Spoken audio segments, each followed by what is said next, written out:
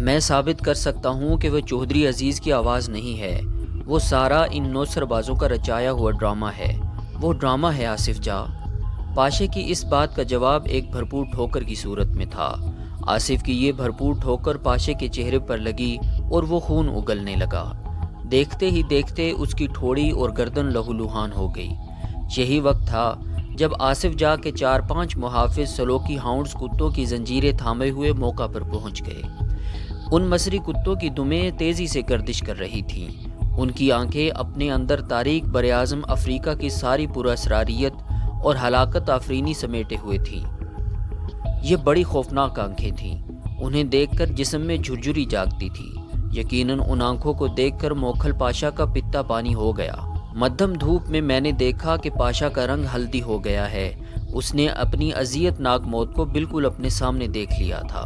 اس نے اضطراری طور پر اٹھنے اور بھاگنے کی کوشش کی، مگر اس کے ہاتھ پاؤں سن کی رسی سے جکڑے ہوئے تھے، اور یہ رسی نہ بھی ہوتی تو وہ پوری طرح کارندوں کے نرغے میں تھا۔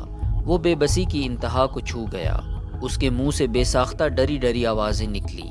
ہاں، یہی وہ بھوری سرد آنکھوں والا پاشا تھا جو بے رحمی اور صفاقی میں نام رکھتا تھا۔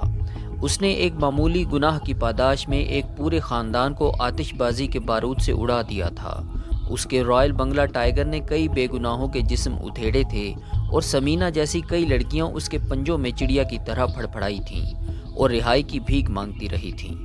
آج وہ خود موت کے پنجے میں تھا اور پھڑپھڑانے کی کوشش کر رہا تھا۔ زندگی کس کو پیاری نہیں ہوتی؟ پاشا جیسے لوگوں کو بھی پیاری ہوتی ہے۔ میں تیزی سے آگے بڑھا۔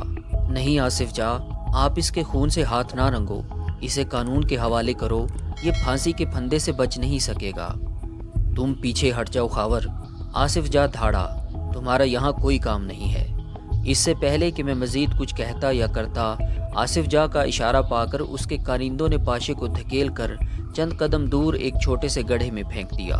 کتوں کے رکھوالوں نے منہ سے مخصوص آوازیں نکالیں اور کتوں کی زنجیریں کھول دیں۔ یہ سب پلک جھپکتے میں ہو گیا۔ خونخوار کتے بجلی کی طرح گڑھے کی طرف لپکے۔ پاشے کی آخری آوازیں بڑی دردناک تھیں۔ 8 عدد کتوں نے ایک لحظے میں پاشے کی جسم کو ڈھانپ لیا۔ اس کے بعد کا منظر دیکھنا میرے بس میں نہیں رہا۔ میں نے اپنا رخ پھیر لیا۔ شاید میری طرح اور کئی افراد نے بھی یہی کیا ہوگا۔ بس ہمارے کانوں تک مصروف کار کتوں کی گھمبیر آوازیں ہی پہنچ رہی تھیں۔ لمبڑ آصف جاں مستحکم قدموں سے چلتا ہوا میرے پاس آیا۔ اس نے بوتل منہ سے لگا کر شراب کے چند بڑے گھونٹ لیے اور جنونی لہجے میں بولا، ابھی میرا بدلہ پورا نہیں ہوا ہے خاور، ابھی نہیں ہوا ہے۔ اس کا گریبان شراب سے بھیگ رہا تھا۔ اب کیا رہ گیا ہے؟ اب رہ گیا ہے چودھری عزیز اور اس کا گماشتہ جس نے شہوار کو اپنے ہاتھوں سے قتل کیا، اسے تڑپا تڑپا کر مارا۔ لیکن وہ دونوں تو قبر میں پہنچ چکے ہیں۔ گھبراتا کیوں ہے؟ انہیں قبر سے نکالوں گا اور ان کے ساتھ بھی یہی کروں گا جو اس بدبخت کے ساتھ کیا ہے۔ آصف جاں، یہ بہت زیادہ ہے۔ تم مجھے زیادہ یا کم بتانے والے کون ہوتے ہو؟ تم تو خود مجرم ہو۔ ہاں، تم بھی مجرم ہو۔ تم اس کے شوہر تھے۔ وہ ہر طرح سے تمہاری ذمہ داری تھی۔ میں نے اسے تمہارے حوالے کیا تھا۔ تم اس کی حفاظت میں ناکام رہے۔ وہ اپنے بابل کے گھر سے دور ایک انجان چار دیواری میں ایک درندے کے ہاتھوں جان ہار گئی اور تم بے خبر پڑے رہے۔ کسی وقت تو جی میں آتا ہے کہ تمہیں بھی گولی مار دوں۔ اس نے وحشت کے عالم میں رائفل میری طرف سیدھی کر لی۔ یہ 2 نال امپورٹڈ رائفل تھی۔ میں اپنی جگہ کھڑا رہا اور ٹھہرے ہوئے لہجے میں کہا، آصف جاں، اگر وہ تمہاری بیٹی تھی تو میری بیوی بھی تھی۔ مجھے بھی اس کی موت کا دکھ ہے، گہرا دکھ ہے۔ وہ پھنکارا، یہ سکہ بند دامادوں والی وہی رٹی رٹائی بات ہے جو داماد ایسے موقعوں پر کرتے ہیں۔ اگر تم اسے بیوی سمجھتے اور تمہاری ماں اسے بہو اور تمہاری بہن اسے بہن سمجھتی تو وہ اس طرح بے آسرا ہو کر اپنی زندگی نہیں ہارتی۔ تو ٹھیک ہے، اگر تم واقعی مجھے قصوروار سمجھتے ہو تو پھر مار دو گولی۔ اگر شہوار کی روح اس طرح خوش ہو سکتی ہے تو اسے خوش کر لو۔ میں اپنی جگہ ساکت کھڑا رہا۔ نہ جانے کیوں میری آنکھوں میں نمی تیرنے لگی۔ میرے دل میں سچائی تھی۔ شہوار کا شوہر بننے کے بعد میں نے اسے ہر طرح خوش رکھنے کی کوشش کی تھی۔ اس کی بہت سی تلخیاں بھی برداشت کی تھیں۔ میرا دل مطمئن تھا اور گواہی دے رہا تھا کہ بے حد جذباتی ہونے کے باوجود آصف جاں اب مجھے نقصان نہیں پہنچائے گا، اور اس نے نہیں پہنچایا۔ اس کی رائفل کئی سیکنڈ تک میری طرف اٹھی رہی، اس کی آنکھیں شعلہ فشاں بنی رہیں مگر اس نے فائر نہیں کیا۔ اس نے ہوا میں کئی گولیاں چلائیں اور اس کی آنکھیں آنسوؤں سے لبریز ہو گئیں۔ وہ گرجا، جاؤ، میرے سامنے سے ہٹ جاؤ، تمہیں دیکھتا ہوں تو مجھے وہ یاد آتی ہے، جاؤ، چلے جاؤ یہاں سے، ابھی تمہیں کچھ نہیں کہہ رہا، پر چھوڑوں گا تمہیں بھی نہیں چھوڑوں گا۔ پھر میرے کچھ کہنے سے پہلے ہی وہ تیزی سے مڑا اور گاڑیوں کی طرف چلا گیا۔ اس کے پاؤں جیسے اب بھی بگولے بندھے ہوئے تھے۔ کتوں کے رکھوالے اب انہیں سنبھال رہے تھے، ان کی گردنوں میں زنجیریں ڈال رہے تھے۔ کتوں کی پتلی پتلی تھوتنیاں پاشے کے خون سے سرخ تھی۔ میں گڑھے کے دل دوز منظر سے نگاہ بچانا چاہ رہا تھا، پھر بھی میری اچٹتی ہوئی سی نظر پڑ ہی گئی۔ گڑھے میں خون اور انسانی گوشت کے لوتھڑوں کے سوا اور کچھ نہیں تھا۔ ایک لوتھڑے پر گھنے بال تھے، یہ شاید پاشے کے پرغرور سر کی کھال تھی۔ دکھاتا ہے رنگ آسماں کیسے کیسے۔ میں تقریباً 1 گھنٹے بعد واپس راجوال پہنچا۔ یہاں کچھ اور ہی منظر تھا۔ ہزاروں لوگ راجوال کی گلیوں میں جمع تھے، انہوں نے مزار کو بھی گھیرے میں لیا ہوا تھا۔ لڑائی میں موکھلوں کے قریباً 60 بندے پکڑے گئے تھے۔ ان سب کو مزار کے بیرونی جنگلے کے ساتھ ساتھ رسیوں اور کپڑوں سے باندھا گیا تھا۔ ہر خاص و عام نے جوتوں اور ڈنڈوں سے ان کی تواضع کی تھی اور یہ تواضع اب بھی جاری تھی۔ جاگیر کے لوگ اب اس توہین کا خاطر خواہ بدلہ لے رہے تھے جو کچھ دن پہلے ان پر مسلط کی گئی تھی۔ 2 برادریوں میں ہونے والی اس شدید لڑائی میں مرنے والوں کی تعداد 48 کے قریب تھی۔ 100 کے قریب زخمی ہوئے تھے۔ لاشوں کو چارپائیوں پر 2 قطاروں کی صورت میں رکھ دیا گیا تھا اور ان پر چادریں وغیرہ ڈال دی گئی تھیں۔ بیشتر مکانوں کی آگ اب بجھ چکی تھی۔ کچھ ادھ جلے گھروں پر لوگ اب بھی پانی وغیرہ پھینک رہے تھے۔ میں نے دیکھا کہ ایک چارپائی کو مزار کے احاطے میں رکھا گیا تھا اور اس کے گرد بہت سے لوگ جمع تھے۔ مجھے دیکھ کر نصراللہ بڑی تیزی سے میرے قریب آیا۔ اس کے چہرے پر فتح مندی کی چمک اور پیشانی پر لہو کے چھینٹے تھے۔ میں نے چارپائی کی طرف اشارہ کرتے ہوئے پوچھا، وہاں کیا ہے؟ وہ جذباتی انداز میں بولا، چاچے عسکری کی میت۔ میں تیزی سے احاطے میں داخل ہوا۔ بوڑھا شیر چارپائی پر ساکت پڑا تھا۔ اس کی کمزور گردن اور استخوانی کندھوں پر کلہاڑی اور برچھی کے کئی وار تھے۔ اس کی سالار والی سرخ پگڑی اس کے سینے پر پھیلا دی گئی تھی۔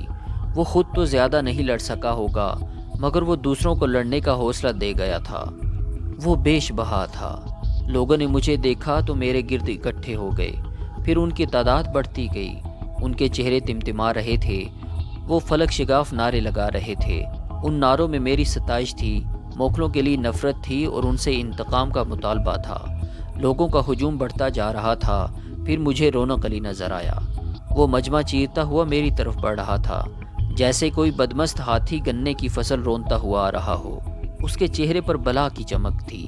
وہ مجھ سے لپٹ گیا۔ اس کے انداز میں بے پناہ گرم جوشی تھی۔ خاور، ہم کامیاب ہو گئے، وہ جذباتی انداز میں بولا اور مجھے جھنجھوڑ دیا۔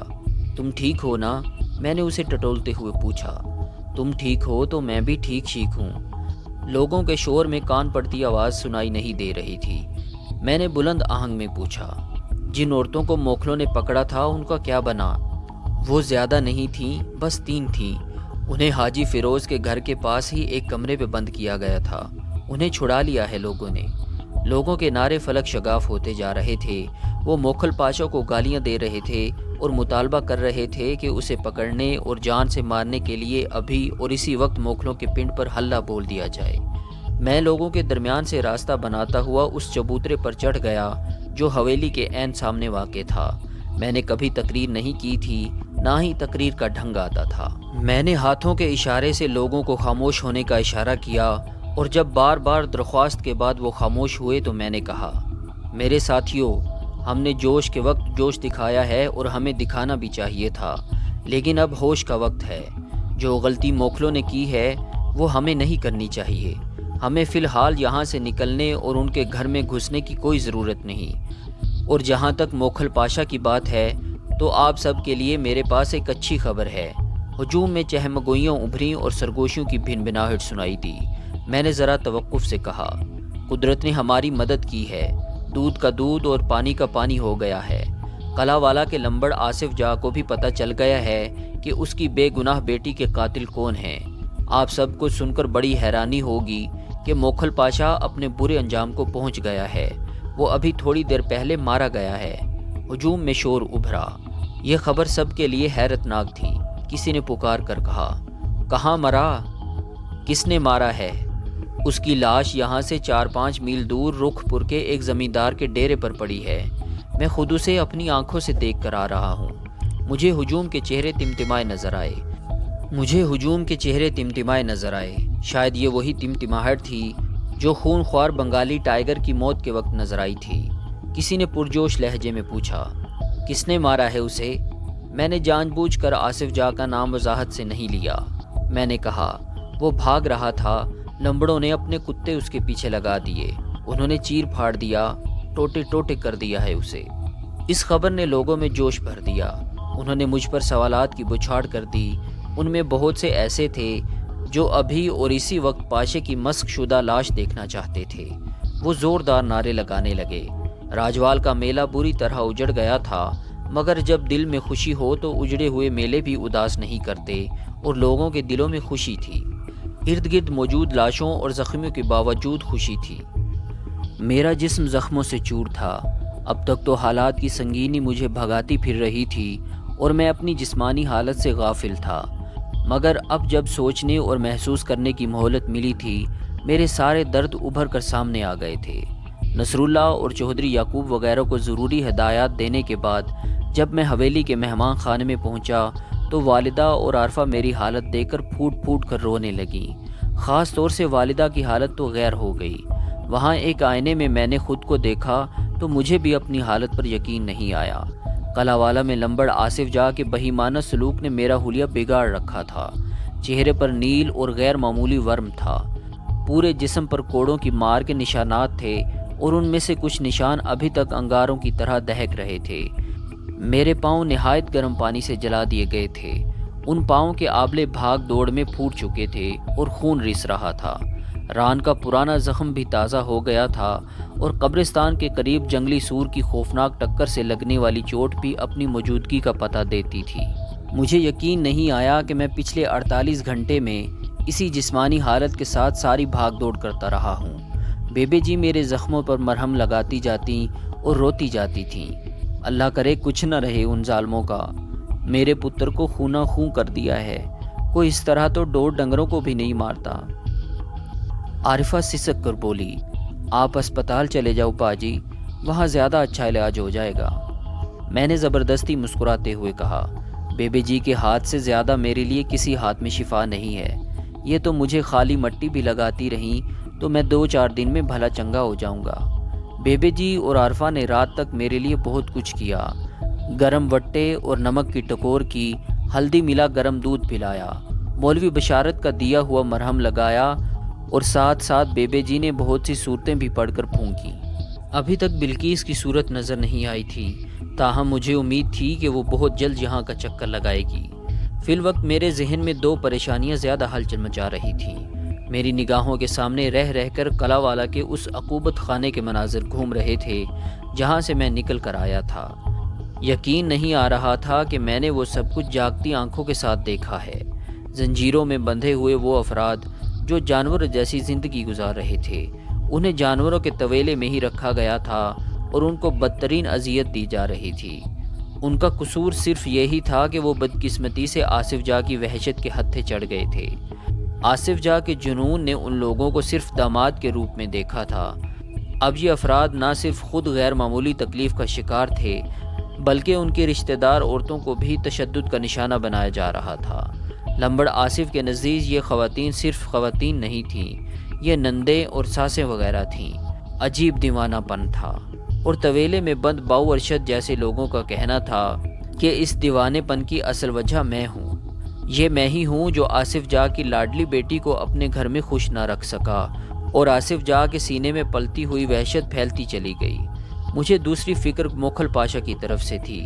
وہ مر گیا تھا، لیکن اس کے پاس اماں دلشاد کی بیٹی شاداں کی نازیبہ تصویریں موجود تھیں۔ مجھے نہیں پتا تھا کہ پاشا کی موت کے بعد وہ تصویریں کہاں ہوں گی اور محفوظ بھی رہ سکیں گی یا نہیں۔ پاشا کی موت کے لرزہ خیز مناظر بھی بار بار میری نگاہوں کے سامنے گھوم رہے تھے۔ رات قریباً 10 بجے کا وقت ہوگا۔ میں ہلکی غنودگی میں تھا۔ دروازے کی مدھم آواز سنائی دی۔ یہ وہی آواز تھی جو برسوں سے براہ راست میرے دل کے تاروں کو چھیڑتی تھی۔ بلقیس میری بہن عارفہ سے کہہ رہی تھی، اچھا میں پھر آ جاؤں گی۔ نہیں آپا، وہ ویسے ہی لیٹے ہوئے ہیں، تم جاؤ گی تو جاگ جائیں گے۔ چند سیکنڈ بعد دروازہ کھلنے کی مدھم آواز آئی اور بلقیس اندر آ گئی۔